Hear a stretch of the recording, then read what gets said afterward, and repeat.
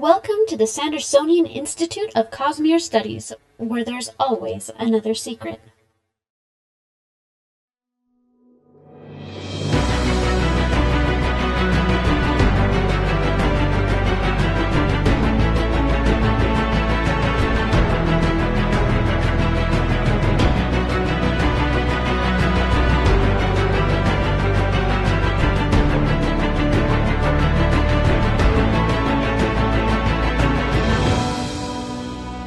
Welcome back, Sixers, to another episode of the Sandersonian Institute of Cosmere Studies. This is episode 163. Today is May 28th, 2024. I'm Bill, and I'm joined, as always, by my anachronistic co-hosts, Amy and Jordan. Welcome. Oh, anachronistic. That's a name. Well, it's because we're recording on a wrong day. Okay. I was trying to there's something about time in the book. Technically not out of order, but this isn't our normal recording day. But before we get started, we do want to remind our listeners, the Sandersonian Institute of Cosmere Studies is not a spoiler-free podcast. That means that if there is something in the Cosmere that you haven't read and you're worried about hearing spoilers, you might want to go read those first, then come back and join the discussion. Tonight, we're discussing an interesting conversation that occurs in and around Chapter 51 of Tress of the Emerald Sea. We'll leave it at that until we actually get into the deeper discussion, though. For those of you who listen to the podcast recordings or watch the videos on YouTube, we do want to remind you that it is possible for listeners to interact with us live via chat as we record each episode at www.youtube.com/Cosmere Studies. We record episodes every other Monday night, starting at 7:30 p.m. Pacific Time, 10:30 p.m. Eastern, so please join us and take an active part in the discussion.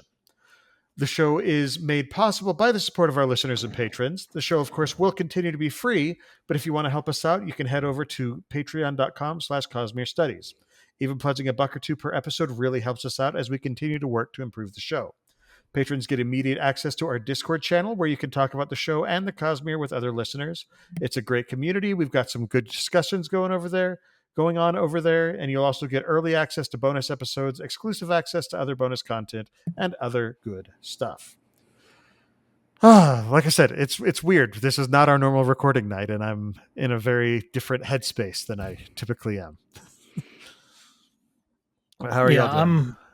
I'm sick, so I apologize. I'm trying to do everything I can to limit the sniffs on the microphone. But it's hard to remember to turn off my microphone before I sniff because it's so second nature. Yeah. So I am the sorry. Indeed. So I have some sad news. Oh, no. Hopefully not super sad, but kind of sad. My smoker isn't working. Oh, no. So I'm having trouble igniting it. Yes, it's a pellet grill. So if you're a smoking purist, get over yourself. But it's just not lighting properly, so I need to get in and figure out what the issue is. Hopefully I can get it fixed because I'm supposed to smoke 6 pork butts in a couple weeks to take to a family reunion. So and the pork butt is actually the shoulder, and I will mention this every single time because it blew my mind. Yeah, it's not what you think it is. Yes, indeed. So, how are y'all doing other than the plague, spreading the plague throughout my house? I've been trying to not do that. I appreciate that. I have seen you with sanitary wipes going around from time to time, cleaning surfaces you may or may not have touched or licked. Mm-hmm. I'm surviving the last week of school with my children, so I even volunteered for for my oldest kid's grade and handed out cookies to children. That's what I did today. So yeah. And then comes madness. Mm-hmm. Then they don't leave the house every day. What am I gonna do? Probably parent. Suffer. Oh, man, that's what really you will do. I have to? Oh. Yeah. Just think, back before they had school, that was what mothering was all the time. All the time, except when you send them to work. This is what you signed up for. Child labor laws are ruining this country. That is not the official stance of the Sandersonian Institute of Cosmere Studies. We are not in favor of child labor. The opinions stated by Jordan, specifically Jordan, are not necessarily the opinions held by the Sandersonian Institute of Cosmere Studies. This and other Ron Swanson quotes brought to you by Jordan. All right. Well, how is our push? Let's move into announcements. How is our push towards full monetization going? Since we're going full evil capitalist right now. Yeah, well, so we actually had a big boost in subscribers. We're now up to 988. Nice. So to those of you who subscribed, we're now only 12 away. We're almost there to the 1,000 we need. Number 1,000. Yeah. Now, don't just sit there and please try and time it, because that's a problem. Who will be number 989? There we go. No, but and we're up to 3,449 viewing hours, so we are 44.9% of the way towards our goal. Bing Indeed. Bing again. One of these days I will have the graphic ready. All right, well, after that, let's move on into the Cosmere Thing of the Week. So, the Cosmere Thing of the Week, as of 2 weeks ago, Brandon had Wind and Truth's final revision at 63%. But he is currently on a writing retreat, or in the words of Dan, he is, what was it? He said, is currently living wild in the forest. Did you skipped the Cosmere Thing of the Week? I did. I'm an idiot. Yeah. I was about to ask, how's he segueing into this? It's Tuesday. Everything is wrong. I told you, anachronistic. Everything's out of order. Okay, so Cosmere Thing of the Week. Jordan, what do we have? A thumbnail of a video of a guy. So this is a video that I came across that I thought was really cool. It's his name is Jazza, and he's got a YouTube channel, and he does what he calls painting book characters exactly as described. And he did a Brandon Sanderson edition. And because Brandon Sanderson is awesome and makes himself available and is alive, he was able to actually get Brandon on a video call and show him these different images that he painted of different characters. Definitely worth checking out. There's some really interesting ones. He made a very blatant mistake that keep an eye out for it, and you'll know what we're talking about. So, but yeah, definitely worth checking out. Indeed. This got shared to me by like 4 different people. Oh, really? No, nice. Yeah. The people, hey, you like Sanderson, right? And I'm like, yes. Yeah, his he does some really cool depictions of the characters, and the thing that's really cool is he shows Brandon, and then Brandon gives feedback, and he goes back and fixes them based on Brandon's feedback. It's really cool. Definitely worth checking out. Yeah, he does like 5 characters, I think. Yeah, like 5. Yes, he does 5 characters. And one of them is non-Cosmere. Who will it be? The only way to find out is watch his video. Wow. Okay, now let's move into Sanderson news, because Brandon is living wild and free in the forest. Classic segue. As of 2 weeks ago, Wind and Truth final revision, like I said, was at 63%. He is currently in the middle of a writing retreat, and so hopefully he's making a lot of progress on that. One of my favorite things that Brandon said is, please leave the Salt Palace alone. Apparently people have been adding them and giving them a hard time for not having space. And Brandon's just like, they're very, very nice people. We want to have a good, cordial relationship with them. Please leave them alone. They've heard the message. They're trying, but there's nothing else we can do at the moment. Some other very nice people now have the bigger space, and they have nothing to do with this, so leave them alone as well. Yeah, just be nice people. Brandon recognizes that he has a very, very adamant fan base. And he doesn't want to accidentally weaponize them. Yeah.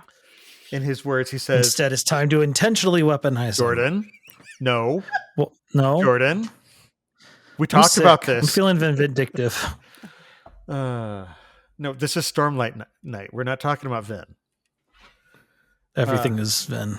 But so Dan actually gave this week's update. He did not say Bing, too much to the disappointment, especially because Brandon promised that he would send his update percentage to Dan, and Dan did not follow through. So if you're upset about the Salt Palace, we can @ Dan instead. No, just don't harass Dan. Don't do it. Don't do it. Just joking. But apparently the Roshar map playmat is now available. It's a a neoprene playmat. This version is a little bit better than the previous ones because it has nice stitched edging and it has a Dragonsteel logo on it. So it's better. And Dan is mad that it's not as good as the one in his office, which I suspect Dan can probably get a new one. I'm sure he could get a new fairly one. easily, considering he's basically Brandon. He's got 2.0, good connections. So. Also, and then the Roshar map poster is also back in stock. So if you want those are up on their website. And I kind of loved the way that Dan signed off. He just said, "I hope you have a wonderful day and a beautiful life." And a lot of the comments were like, "Oh, that's a great way to say it." You know, like I like it really that. is. It's like, "Oh, you're so nice, Dan." A bunch of people in the comments were like, "Man, we should have Dan do like every single one of the updates." I like Dan. He's good people. He's good. He came on our show. He did. And that's how you know he's good people. That's how you Not know that he's we're biased. awesome people. Plus, he loves board games, and I mean, and 40K. So, all right. So let's move into our main discussion. So we are talking about Tress and her conversation with a dragon. I haven't been talking about it, but honestly, if you've read the little sidebar, it's probably already been spoiled for you, just in case you haven't read Tress. But if you've lasted this long, hopefully you've read Tress before. Yeah. So, and also, we're not spoiler free. So yes. Yeah. So this is the conversation between Tress and, is it Xisis? Xisis Frel. I never know how to say it. It's got a longer name. Yeah. Well, I mean, all the dragons do. Corvelium Avast, yeah. And then all of Xisis Rephiel. That's what it is. Very angelic. Oh, I was thinking he was a Ninja Turtle. No. He's a Ninja Dragon. a very angry one. He is red. No, that was Amy's character. So, Ninja Dragon. Wow, that's true. Ninja Dragon. That's right. Yeah. Okay, so this is the scene where Tress basically comes down and says, "Xisis, I've come to bargain." And I just, this was a fun scene. It was fun. So starting off, we start off with Tress and Captain Crow, slowly descending into is it the Crimson Sea? No, the Black Sea, isn't it? No, it's Crimson. No, I think it's definitely the red one. Is it Crimson? Which one's the spikes? Yeah, right. Yes, because Crimson are the spikes. Yeah, Black is the Midnight Essence. So that's the Midnight Essence. Later. Yeah, but so they're heading down, and you can tell that Xisis is a showman. He's got that little bit of "I am Oz the Great and Powerful" and rumbling voice. But he's also, if I were a dragon, I would be doing just shenanigans all the time. Yeah. But first of all, you're immortal, so you got to entertain yourself. Yeah. So poor Tress is freaking out, because she's like, "I'm going down to see a dragon. I'm about to be traded to him for slavery. What do I do?" And I can't save Charlie. That's her other thing, is that really kicks her into gear. She's like, I'm not going to be able to get out and save him. And that's my whole goal. And as she leaves, Hoyd gives her one last message. He says, "Remember, you still have everything you need." And she gets down there, and Crow basically just says, "Hey, I have brought you a servant to trade for, for a boon." I liked the exact wording. I'm going to find it really fast. Which it's really interesting when you think about it, because cultivation also does boons. So is this a draconic thing? I think it's a draconic thing. I don't know. If it is, I like that cultivation levels it up when she becomes a god, because him is like, okay, well, what do you want in trade? And it's mostly things, or I'll do a healing for you. Whereas her, it's, I'm going to complicatedly rewrite your entire spirit web to do shenanigans with you. I think the shard power just adds that little bit of extra. Plus, she's cultivation. She's like, "I'm going to cultivate something, build it within you." I liked allow it to grow. The phrasing that Crow used. She's like, "I have come, so Dragon Xisis, I have come to initiate your ancient pact of promise." She gestured to Tress. "To this end, I have brought you this slave to work in your domain." And then so Tress is sitting here stressing out, going, "What can I do? What can I do?" And then she's like, "And I'm going to say the exact same thing." And then what? And what? That's the dragon and Crow. And I just love it that they're just like, Hold up. That's not supposed to happen. I love that Xisis' response is essentially, I'm not even mad. That's just... He's like, no, let's have a show. This is great. It's like, this is fun. Convince I me. like a little chaos. Well, again, he's immortal, so I really think like that's one of my favorite portrayals of immortality is how boring it gets. Because after a while, you just seen everything. So whenever novelty comes a knocking, you're just like, ooh, Yeah, let's play this out. Yeah. No one's tried this before. All right, let's see what this move is. I like this move. It's a good move. Also, we get a little bit of a hint because she mentions something about, or Crow mentions, helping in your study of these sport, like, him studying the Aethers. Mm-hmm. Yeah. It's just like, so why is his lair under the Crimson Sea? I mean, he's looking at Aethers. He wants to figure out what's going on this planet. Yep. Especially because these are weird Aethers. They're not right. They're different than they're supposed to be. Yeah. Because the more proper ones are the ones we see in Lost Metal, right? The Twinsel. Yes. Yeah.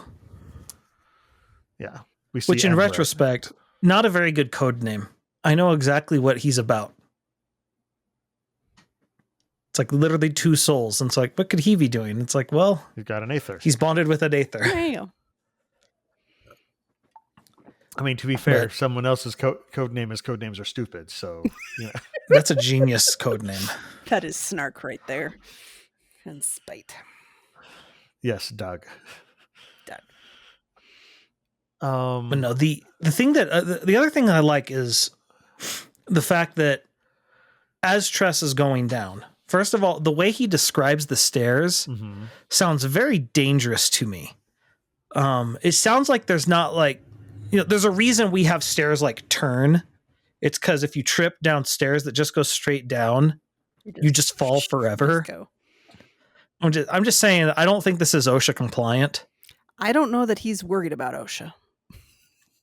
He should. He's under an OSHIN, so he should be. Yeah, I was like, he's OSHIN compliant, but I also liked the note that by comparison to most other oceans, these seas are very small. They're shallow. But very shallow. Yeah. But when you're the one descending them, they don't seem that way. I also like Tress's speculation trying to figure out, is it, densely packed spores, or is it just all of the spikes that have been sinking and sinking and sinking during the rain? And just an interesting concept. Well, and I wonder if he's actually using breath to animate it in a way that it creates the stairs. Well, we know that he's using breath. Mm-hmm. Well, and not just that he has breath. He apparently has a lot of breath because he does a silent command. Yep. Mm-hmm. Which I believe is like 10th heightening. Although I wonder if part of that just comes from the fact that he's a dragon. Because like that he has something akin to a divine breath or something. Exactly. So he may just naturally be of a certain heightening. We just don't know. Yeah. We don't know enough about dragons yet. Hopefully, we'll get a little bit of that in Emberdark, Isles of Emberdark. Yeah. Is it Isles of Emberdark or just Emberdark? I think it's Isles of Emberdark. Because I remember it wasn't set in stone originally. The thing about it is because dragons predate Nalthis, or at least predate cultivation, or not endowment, because they were there at Yolen. Yeah, I mean they predate the shattering, yes.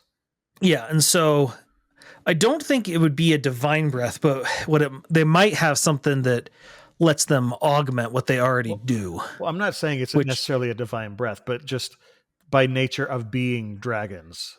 And who knows what dragon steel does and all that stuff. So 10th heightening is 50,000 breaths, and that is mental commands, perfect invocation, killer distortion, possibly other things. Which the only being we ever saw that many breaths was the Emperor. Yeah. Susabron. The God King. Yeah, sorry, the God King. Emperor is a different guy. Yeah. Emperor, Sorceress, God King. There's a lot of tyrants around here, okay? It's all good. A lot of monarchy seems to be a popular choice. Mm-hmm. But the other thing is, as they're going down, I do like that you see her own mental, like how she's changed as a person. She's become very experimental in her, in her nature, because she's thinking like, what would happen if I licked it?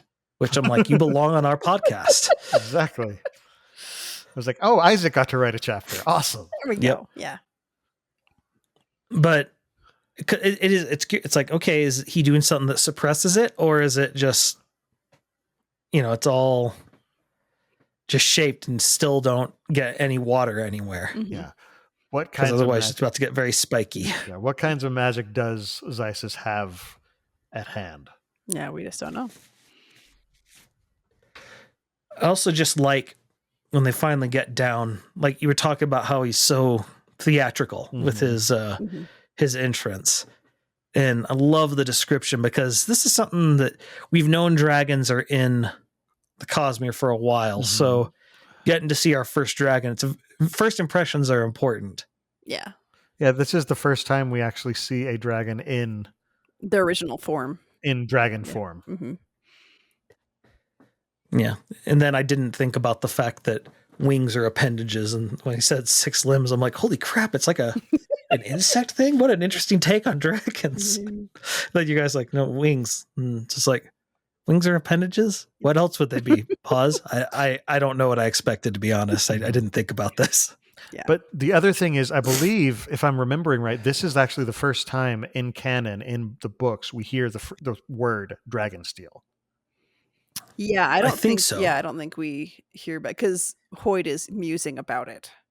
Mm-hmm. But I think this is the very first time we actually see the word in print in a published book. Because it introduces and describes Xisis and says that he's like has some shiny metal on him, and then Hoyt is musing about dragons and like how people always think they have hoards of like money or whatever, and he's like, it's probably because of what they leave when they die. They leave behind this pile metal, of Dragonsteel. Well, and it's interesting the way he describes, like, even just how they move. It reminds me a lot of how and this is maybe going to be weird, the way he describes how Mistborn move when they're burning pewter, how it's this very lithe, almost this very fluid movement. And he talks about how he moves like it almost looks like living mercury type of thing. See, it made me think just of Chinese dragon. Like when you see the during the New Year's celebrations and stuff, you see the dragon winding the performers, through the streets. and they're very fluid and sinuous, and it talks about like he's really huge. He should be really heavy, pounding steps, but he's not. So that would take real practice and poise and dragonness, apparently, to not just boom, boom, boom your way in. I'm sorry, what way? Boom, boom, boom. I went deeper. Speaking of boom, boom, boom, I like how she mentions that his voice is deep, but not in the musical, like the tonal way. It's just sort of this sonorous, resonant voice. I got that. It just does a good job of making it this ethereal, unknowable thing, which we want because dragon. Yeah. I still am not sold on the beard thing though. I don't. It's just not my aesthetic. But oh, bearded dragons? Yeah, like because I think of not those not as the animal bearded dragon, but I was going to say, isn't that a real thing? Yeah, dragons with beard. Dragons with beard. Well, and again, it's sort of the Asian. Yeah, because like that's what dragon. throws me. And Brandon can do his dragons however he wants. I'll still like his dragons. But like I think of Asian dragons as having the beard and the hair and fur and all that stuff, versus I think of like European dragons, which is how I picture Xisis and other ones, as being scales and hard and no fur and things like that. But this one has both. I kind of see him as a bit of a hybrid.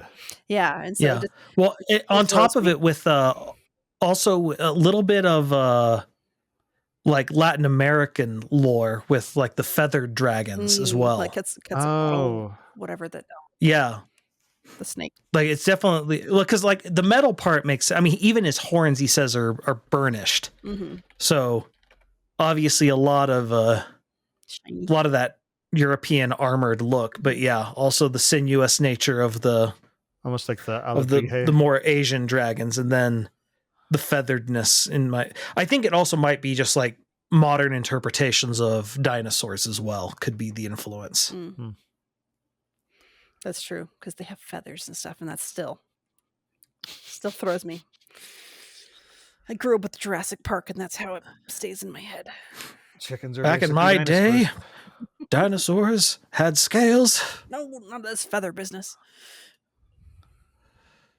But anyway. But no, I just like the appearance. It's good. yeah. Mhm. And I'm someone who doesn't typically like I'm looking forward to dragons or anything. Well, and Jordan, did you look at the picture in the book? Because I know you normally listen. oh yeah. Okay. Yeah. I mean, it's in the thumbnail. Okay, cool. Yeah. Because I mean, how can we not use that picture? It is so good. Mhm. No, you just look at it and how he towers over these two arguing tiny humans. Looms. He looms. Yeah. Well, when you're that height, loom is your default setting. What was it? They said he was like 4 people tall. the size of 4 people. Yeah.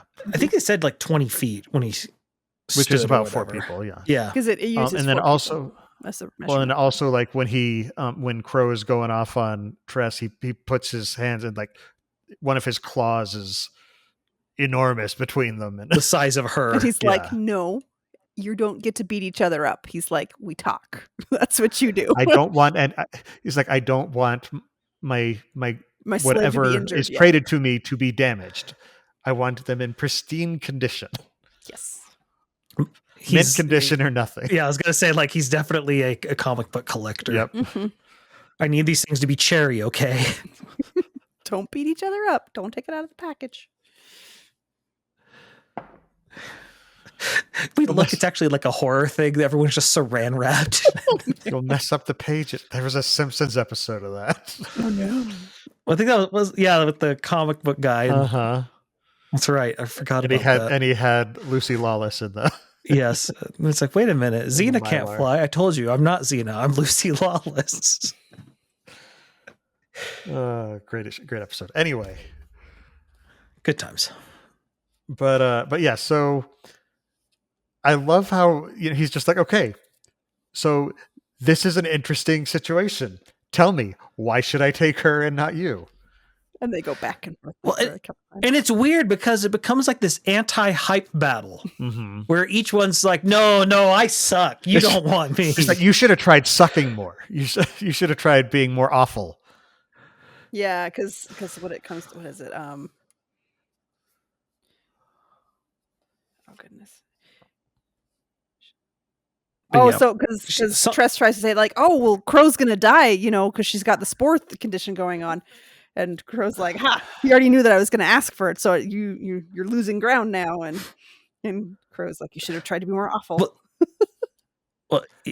Well, the thing I also like, it's clear he has a very huge bias towards Tress, even just from the beginning. He likes her. Yeah. Yeah. She just has that natural people like her. Mhm. And it's like, you're not helping your cause here. She's She got that tries again. protagonist energy. Yeah. Yep. Not main character energy, because that's a whole different kind of thing. But she is a Yeah. protagonist energy. And Her hair isn't wacky enough to be the protagonist haircut, but with Yeah. the spiky front. Yeah. yes, Be bright blue. that's how you tell. But One of my favorite jokes. Your hair's clearly insane enough for 2 people.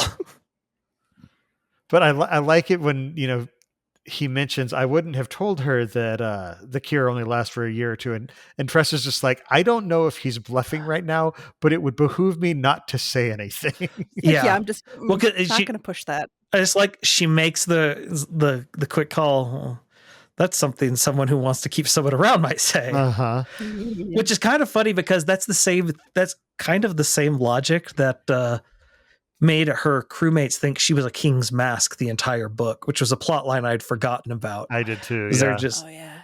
They're just like, she's acting, clumsy on purpose. And it's like, did you go to the Vin school of, detective work? It's like the where man you who come knew, up with your conclusion first. it's like the man who knew too little. Oh, have you guys Yeah. seen Dune 2 yet? Oh yeah. Mm-hmm. It just makes me he's not. what is the thing they call Paul? He's the Muad'Dib? Yeah, Muad'Dib. He's like, oh well, he's doing this. He's being humble. Obviously, he's the Muad'Dib. And like they keep. I've seen so many memes with that where it's just pulling thing after thing. Or No matter. Muad'Dib is just the name he has. The something Shana. Al Gaib or something. I feel like it's anyway. Tassan Al Gaib. Yeah. Anyway, Doobie Brother. Yeah. Anyway, but just like that, it kind of gives me the same feeling that it's like no matter what she does, people keep thinking, well, obviously she's that. It's supporting that she's the king's mask. The king's mask. Yeah, and it's like Paul Atreides. No matter what he does, everybody keeps thinking he's that, and just same kind of energy is fun. It's like, no, I'm not. I can't get out of this. I know you're not. Confirmation bias. Yeah. Yep. No, I don't know. I've always it's a trope that's used all over the place, but it's one of my favorites. Just where people think you're more awesome than you really are, and every time you try and tell them, they're just like, "Yeah, but that's exactly what someone who's awesome would say." Yeah. Yeah. Or it's like, no, I don't want you to hurt them. Right. You don't want me to hurt them. Wink. Giant. It's just like, no wink. I really don't want you to. Got it. Wink. Stop it. Can't win here. Yeah. No. And so I like that part, but I also just like how he admits it's like, all right, I'll say this is why I decided to help you. That's the excuse I'll use.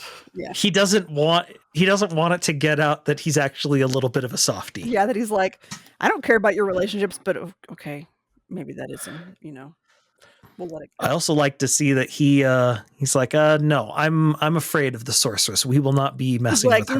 No, not going there. That is your problem. Deal with it. Which is interesting because you're like, maybe back in Elantris, like Elantris were shown to be like, oh, they can do some pretty cool stuff. But from all we can tell, the sorceress isn't anything more than just a really old Elantrian who's obviously she's gotten a lot of stuff. But the fact that a dragon who would be older than her, clearly physically more intimidating than her, he's like, no, that's the one person on this planet I will not mess with. It's the only one I'm afraid of. And no, I don't mean your friend. Rude. Vandrius. Rude. Yeah, was it? No. Didn't we find out that she was somebody that we met in Elantris, though? Yeah, not Elantris. In Secret History, she's part of the Irie. Oh, she's one of the people running around. Kelsier terrorizes. Okay. I was like, I know we saw her somewhere. Oh, because it's in Lost Metal that we see code names are dumb. Or stupid. Yes. That's the one that's in Elantris. Okay. Gotcha. Yes.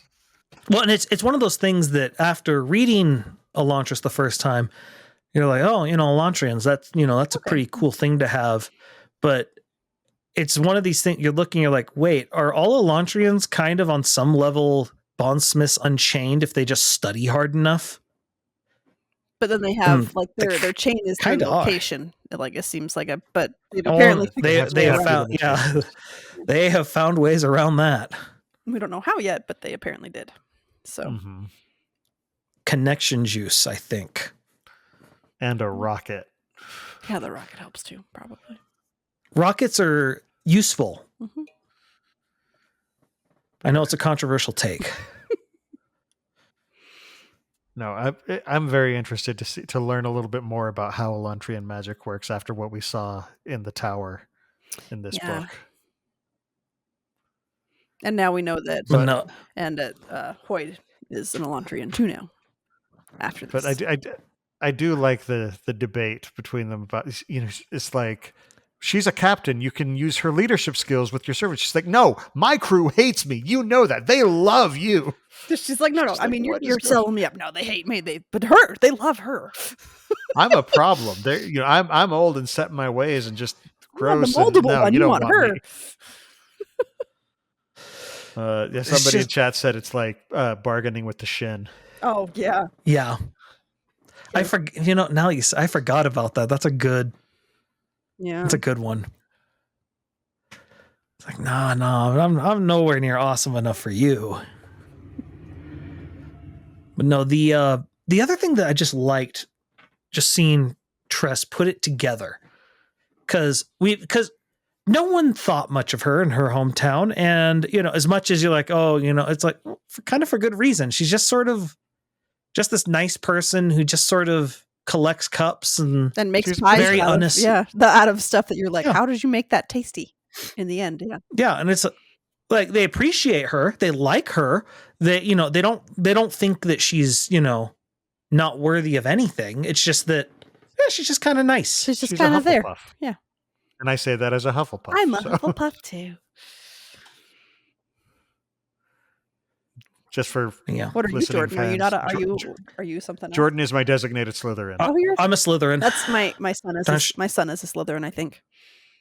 No, yes. My daughter is. That's right. My daughter's a Slytherin, actually, which she was totally not. She was like, "What?" And I was like, "It's okay. I still love you, even though you're a Slytherin. It's fine. I'm not upset." Well, and the thing is, I actually read something, and I kind of think it's true. Somebody said Slytherins need a designated Hufflepuff. I've seen Hufflepuffs need a designated Slytherin, and so many little memey things with that. Anyway, we're not talking about that. We're talking about Tress. Yes. Of the Emerald Sea. This might be a good point for us to take a break. Definitely a good spot for a break. All right. So we will see y'all in just a few minutes. Yep. And we're back. Okay, so before the break, we were talking about how the two debaters, as it were kind of belittling themselves, saying, no, I would be a horrible person on your, like, you don't want me, you want her. Like, I'd be a terrible servant. You wouldn't want me. I would cause I'm all not these problems. I'm not delicious. So wait, I mean, I'm not useful. I don't think this was I don't think he was deciding which one to eat. No. I think that there's a scenario somewhere down the line where it could happen, and it would be a point of interest. Who knows? I feel like he made a comment about people not being tasty or something, but no, I don't remember. Maybe. No, actually, it makes me think of The Legend of Carandia. It's an old computer game, but there's a dragon in it. She talks about how she hates eating people, especially knights, because they're so hard to peel. But anyway, yeah. So we finally start to drift. Like you can tell. I like that Xisis keeps saying, "He's like, you're not doing well. You gotta up your game a little bit here." He's coaching her up. Exactly. Mm-hmm. And you can tell Crow is not pleased about that. Yeah. But then, finally he kind of latches on to a point. He's like, okay, this is the excuse that I'll use for choosing her. Mm-hmm. And that is that she only would have a year or two to live anyway. So she has to stay here to be able to be kept alive by his magic. Yeah. Well, and also that she's been Tress has been discovering stuff that that's right would be him interfering with the development of the planet. Although now that I say that, I forget what it was she had discovered. It was making different tech. Like she was using spores in creative ways. That's right. Yeah. Oh, so the comment that Xisis makes is he's like, I don't care for the hearts of mortals, except for how they taste. So he does. So he does apparently eat people in some way, which is uncomfortable. Or at least mortal, or at least something more. We don't know what beyond that, but I was maybe he likes chicken hearts. Could be. My chicken hearts husband and my mother both like them. I'm not a fan. I do too. But yeah, and so it's just he sort of says this would be against the Prime Directive, and I can't interfere. So it's better to let you keep doing science out there while I do science here with Crow, and it's fine. You're doing. It's like I need someone to scrub the floors. Which boy, she's gonna be pissed. Oh, buddy. Yep. You know what? The more I reread this, I thought, you know what? I do not care for Crow. She seems unpleasant. Amy, yeah. You just said you need someone to scrub the floors, but the floors are made of crimson ether. He said it though. Those are spiny floors, though. But scrubbing, I mean, well, maybe if you have a sandblaster. Because in the It's text, I densely thought, packed, and it looks like the same materials. Tress wasn't sure if it was the piled up spikes, in which case they've already been exposed to water, I guess. But who knows if exposing to more water would make them go even make them more better or worse. Yeah. Super Saiyan. Yeah, when things are already spiky, things can really go downhill fast. I've played Mega Man. I know how this goes. One touch. Pew, pew, pew, pew. Yeah, he says, I do need someone to scrub floors. So, and apparently it's a And job. I'm assuming Yeah. It's got to be like abrasive. Like, I mean, because water's dangerous in that room. Yeah. So. No, look, he's the expert. I'm going to trust him. If he says he needs someone to scrub the floors, someone needs to be scrubbing those dang floors. Yep. But yeah, it's just a very interesting scene. And then, of course, he says, okay, Tress, now that you've given me something, what boon do you want of me? And she's like, I'm not comfortable. He's selling a person. Right. Well, and then he's just like, well, I mean, you get something anyway, so what do you want? Now, I can't do that. You know, he lays out a few stipulations, and it's basically anything. Yeah, he's like, to do no with what she's bringing actually anyone trying to back do. from the dead. No Can't make making anyone people fall in love. No wishing, no for, wishing more wishes. Yeah. But she's just like, okay, what about instead of a big boon, I just asked for 3 little ones? And then that's where it leaves that chapter. And then she comes back up with 3 little packages.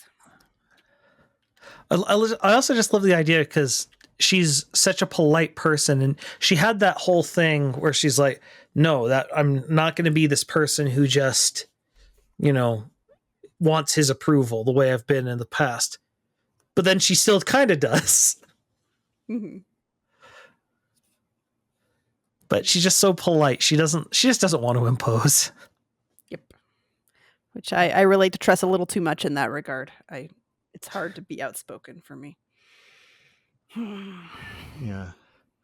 But then so she ends up with these boons and takes them back to the ship. And we find out what they are one at a time. The first one being a new board for Fort. Fort, yeah. And it's just sort of that was sweet because his got destroyed, and she's just like, well, I want to help him out. And then we find out that what's her name? Anne has micropsia. Yeah. Which I didn't know what that was when I read the book. Right, so you look it up and you find out. And apparently it is a condition where things look smaller than they actually are. That was the big thing. I was just, Well, and it's just one of those things where it's like he says it, and I'm like, is this a real thing or is this honestly, it feels making stuff up? It feels like a Smedry talent if you've read the Alchemist book. A little bit. Well, because Tress is like, I don't understand how that could make you hit something behind you, but okay, which is very, very Smedry. Just the way it works. Yeah, but she's like, but he said these would work, so, and then she gives. I trust the dragon. Yeah, the dragons. If anybody's gonna know, it's gonna be the dragon. It's very Wizard of Oz. It's like here's a heart, here's your brain, here's your mouth, your courage. Oh, courage is that the other one? Yeah. But he can't actively give Dorothy the thing that she wants.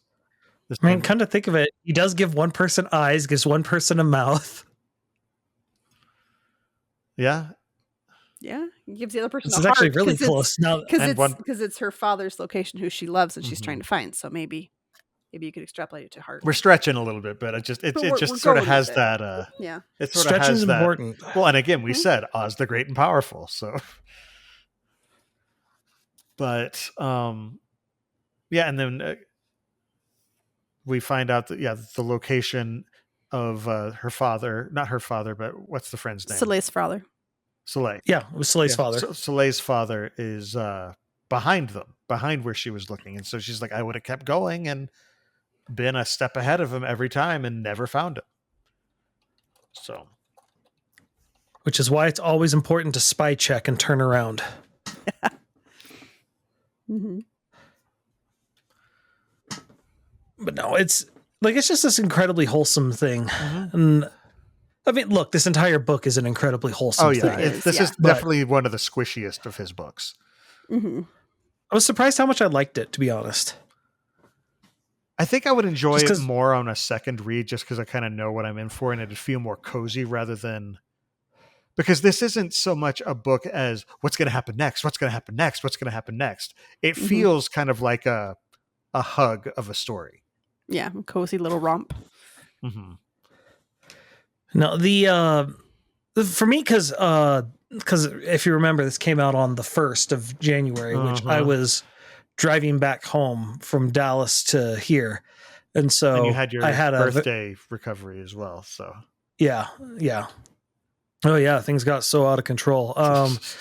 But no, it was just one of those things where it just being what I was listening to the entire drive, especially as you get through some of the more desolate parts of West Texas and East New Mexico, it was just nice to just have something nice and happy and polite. Because let me tell you, everything is dead out there.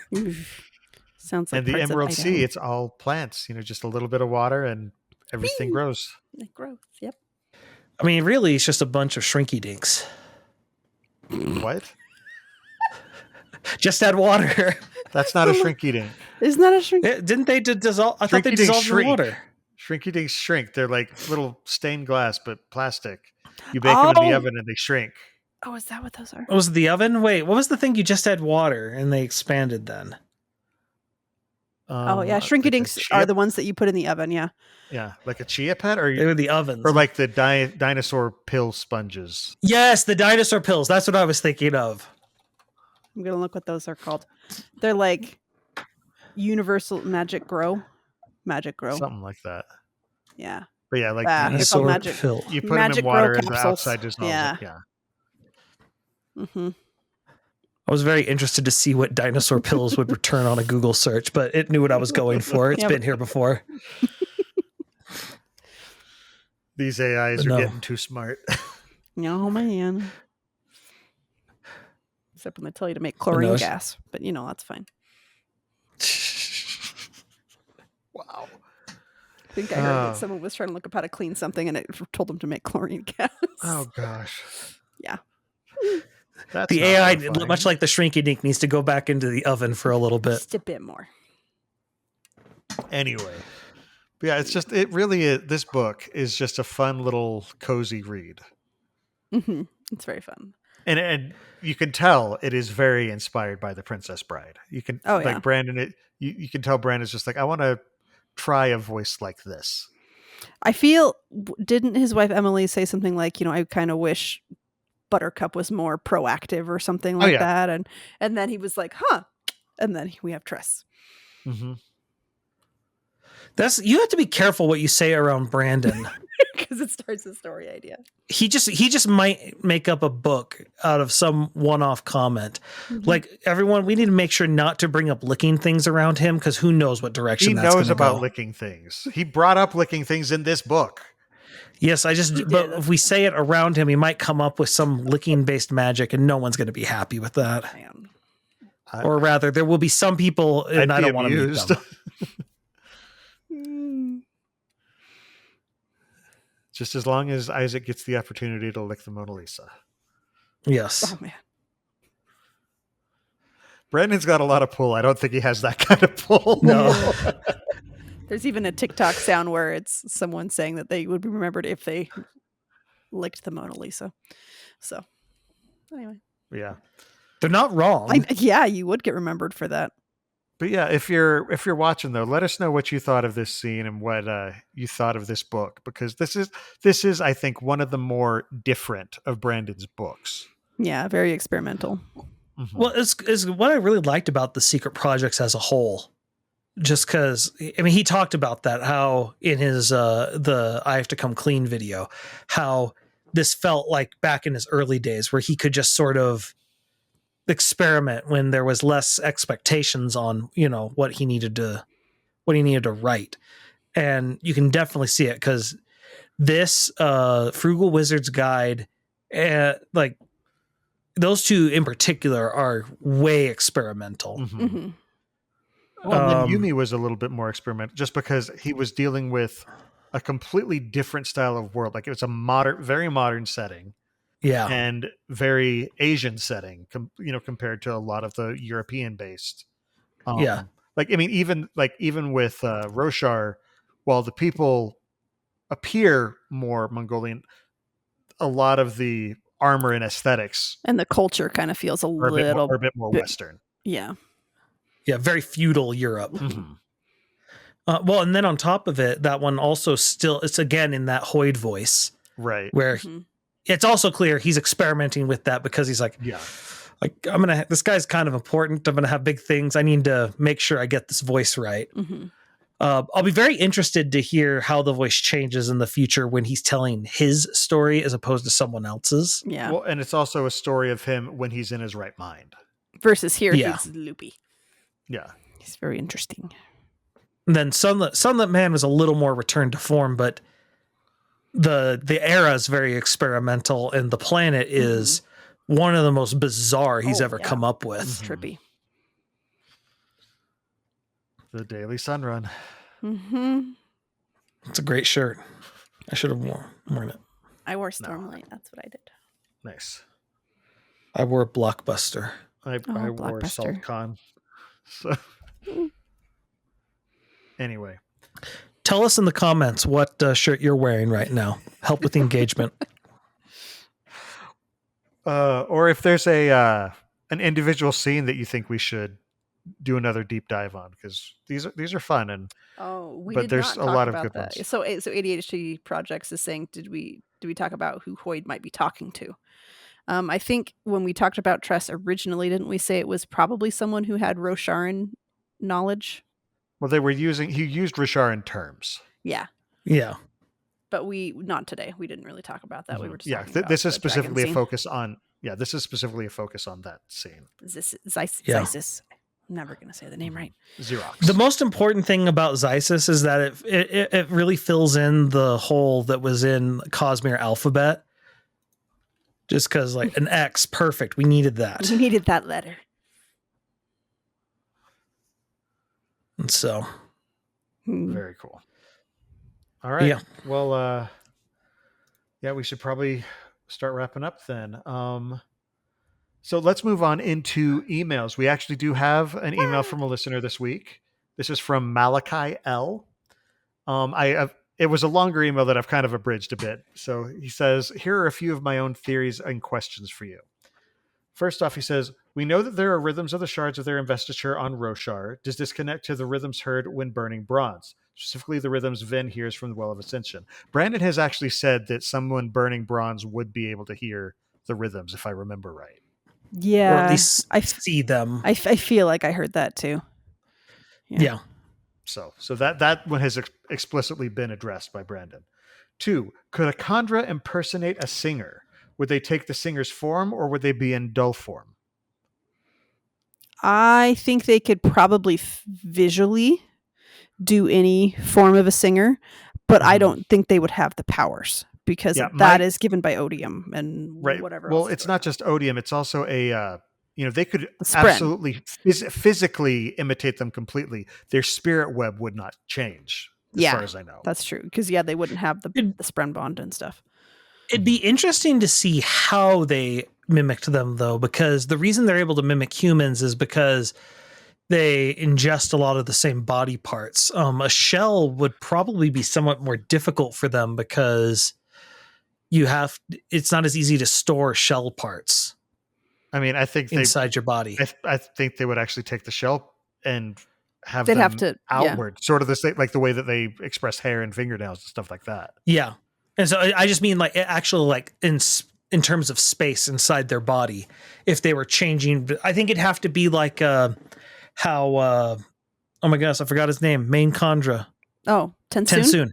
How Tensoon would like keep specific bones in like bowls so that he could easily switch because he can't keep all his all his various body parts at the same time. I mean, that's the case with all of them.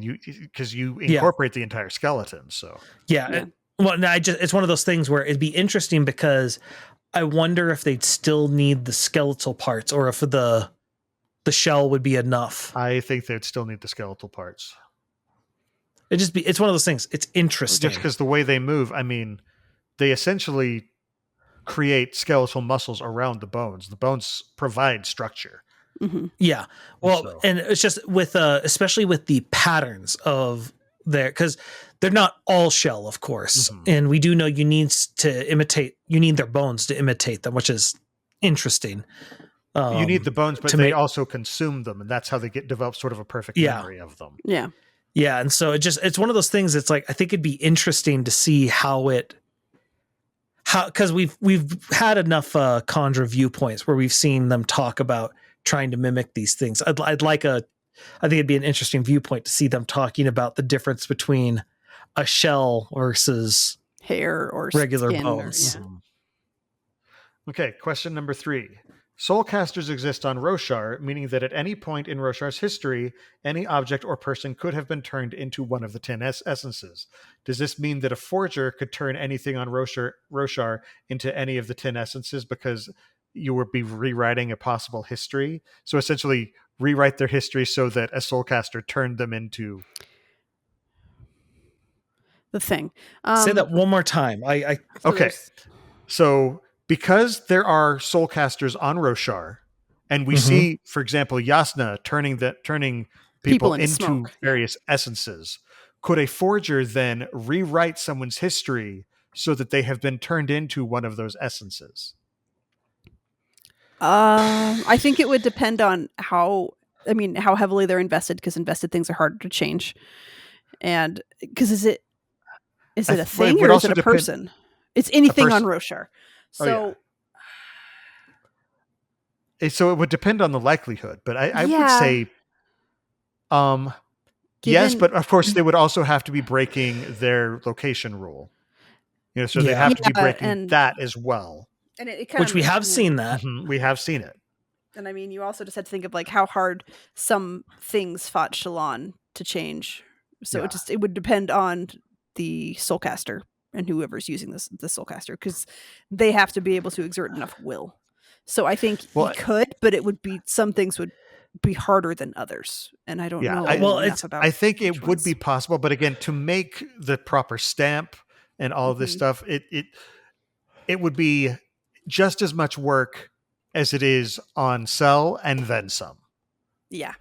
Yeah. Well, and then on top of it, so like you'd have to, like, let's say it was a person, because we've seen that. You'd have to basically rewrite their history to have gone down that alley the same time that they fought Yasna. Or somebody like that. Yeah.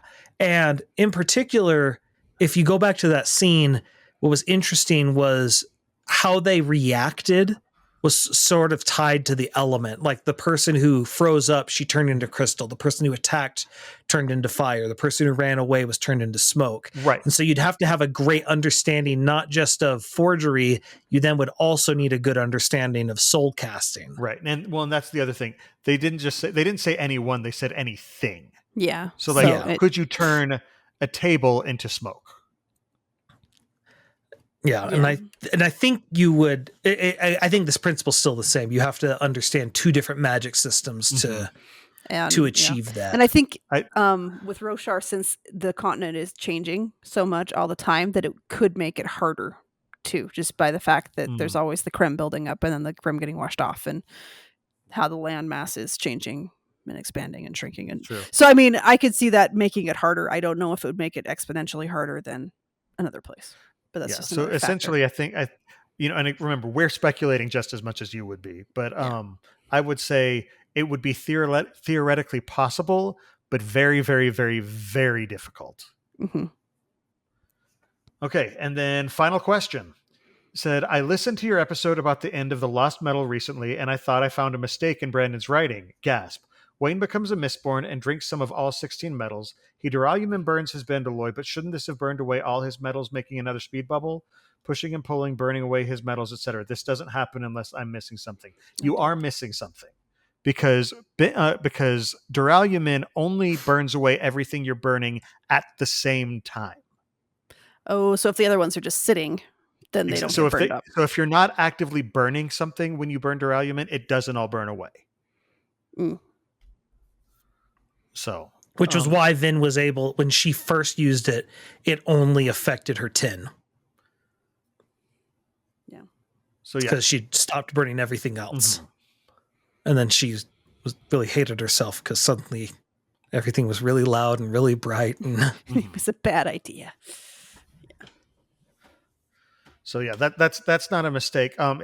He would need to consume more Bendalloy, because he duralumin burned the Bendalloy if he wanted to make another speed bubble. But those were the only things that would have burned away in that moment. Yeah.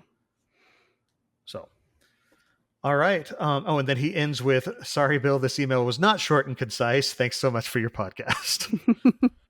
Well, thanks so much for writing in, Malachi, and thanks for and to the rest of our listeners. We love hearing from you, so please keep sending in questions. You can ask us about the Cosmere. You can drop us your ideas for topics you'd like us to discuss during the show. And while you're at it, we would love to hear your feedback about how you think we're doing, as well as any interesting theories you might have about what's going on in the Cosmere.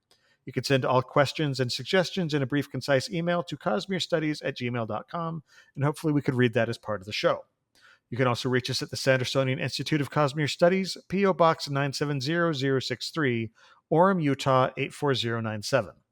We do have our own personal projects that we work on outside the show. So, Amy, why don't you start us off and let us know what you've got going on? Okay, so my Facebook is Coincidence Cosplay and Props. My Twitter is @CoincidenceCosp because my name is too long. My Instagram is @coincidence_cosplay. My TikTok is @coincidencecosplay, one giant word. And my website is www.coincidencecosplay.com. So I am still doing a lot of kind of the same stuff as I was last time because it's only been like not quite a week. Or I guess it was slightly over a week. Anyway, so I am going to be working on Mud Trooper pants and jacket for my friend George. And then I'm going to have another one that I have to work on once that guy gets measurements to me. And otherwise, I'm just starting summer with my children and hopefully going to keep trying to actually post a bunch of the backlog stuff that I have. So it's just going to be a mishmash of stuff. But I will have hopefully funny things on my TikTok and elsewhere. So yeah. Cool. All right. And Jordan, how about you? Yeah, of course, everyone can always find me at twitch.tv/splicestream, but I am going to be launching a new channel over on YouTube.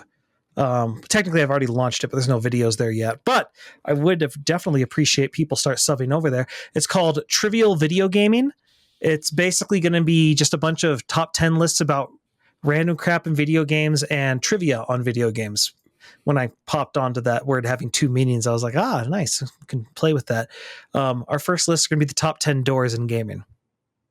When I say it's trivial, it's really trivial. Like DOOR, door? Yeah. Okay. Yeah. And so now I specify it's going to be like very mundane doors, not one-off special doors. Oh, okay. Okay. Interesting. That is, there is potential interest there. So we're not talking like the 1,000-year door. Yeah. Okay. Well, because that was when I brought it up on my stream, that was one of the things people said. I'm like, okay, well, do I want to do that? And and so we started like, no, we can't have it be like, it has to be a door that's repeated in some way, shape, or form. So we're not talking speak friend and enter type thing. Yeah. Well, like, because then there was the debate. It's like, do the boss doors in Zelda count? And it's like, well, yeah, they would because they're repeated. They're not unique. But if there was like a one-off special door, like for a lot of, say, WoW raids, that wouldn't count. Honestly, you could do top 10 Zelda boss doors if you wanted to go that deep. Oh, yeah. Well, and I kind of like, that's why I like this idea is we can get down to the weeds. If you have suggestions for ideas like that, I'm definitely open to them. Just send me a DM via Discord. Cool. If you're on a Discord. All right. And then for me, since the Innkeeper's Table has ended, I am going to instead start promoting another podcast that I'm on. This is one that Jordan is in charge of, and it is called I Think We Overleveled. Essentially, it's Jordan and I and a bunch of our college buddies just reminiscing and complaining about the good old days of gaming. That almost rhymed. I didn't mean to do that. Basically, it's a bunch of middle-aged nerds just geeking out together. It's kind of just an opportunity for us to talk and have fun and Yeah. And the episode, well, I guess Well, I don't know what the episode will be when they listen to this. Yeah, our most recent episode, as of this recording, was just the experience of going to game stores and game rental shops and what it was like. Because like nowadays, everything's bought online or purchased digitally and stuff like that. And then our next episode, which we're recording tomorrow as of this recording, is the classic point and click and text-based adventure games, which I have a very special place in my heart for those games. So I'm excited. Jordan. Yeah, this will be one I'll be listening a lot to. I love these games. So I actually recently played like 5 or 6 of them just in the past few weeks because I'm just going back to play ones that I've already played before. So, yeah. For those of you who want to support the Sandersonian Institute of Cosmere Studies, but you can't become a patron just yet, we would love it if you'd let your friends know about the show. Don't forget to subscribe to the podcast, to like and subscribe over on youtube.com/Cosmere Studies. And if you want to toss us a good review wherever you listen to us, we'd appreciate that too. Also, comments on YouTube are very, very much appreciated. It helps build engagement. It helps the algorithm, all that good stuff. And also, you can head over to store.streamelements.com/Cosmere Studies and buy our merch. All right, final thoughts. Tress is fun. I like dragons. If you guys have other scenes you think we should review, especially from some of the newer books, feel free to suggest them in emails. Yeah. I'm excited for more. And dragon older books stuff. too. We like all the books. So just if you have a scene that you're just itching for us to comment on. No, I'm excited for more dragon books. So, all right. Well, in addition to the live episodes of the show that stream on youtube.com/Cosmere Studies every 2 weeks on Monday nights at 7:30 p.m. Pacific Time, 10:30 p.m. Eastern, listeners can find our videos on YouTube or audio versions of the podcast on Apple Podcasts, Spotify, and just about any other service that carries podcasts by searching for Cosmere Studies. You can also follow us on Twitter, Instagram, TikTok, and Facebook under the profile @Cosmere Studies. For our next episode, we'll get back to our normal recording schedule, which means that we're going to have a slightly larger gap between the live recordings. And thank goodness for that, because we're continuing our Stormlight Archive reread with Oathbringer. This is definitely a favorite amongst fans of the Cosmere, so it should be a great discussion. So make sure to join us when we stream it live on Monday, June 17th, 2024 at 7:30 p.m. Pacific Time at 10:30 p.m. Eastern at www.youtube.com/Cosmere Studies. Until then, on behalf of Amy, Jordan, and myself, thanks for listening, and remember, there's always another secret. Another secret.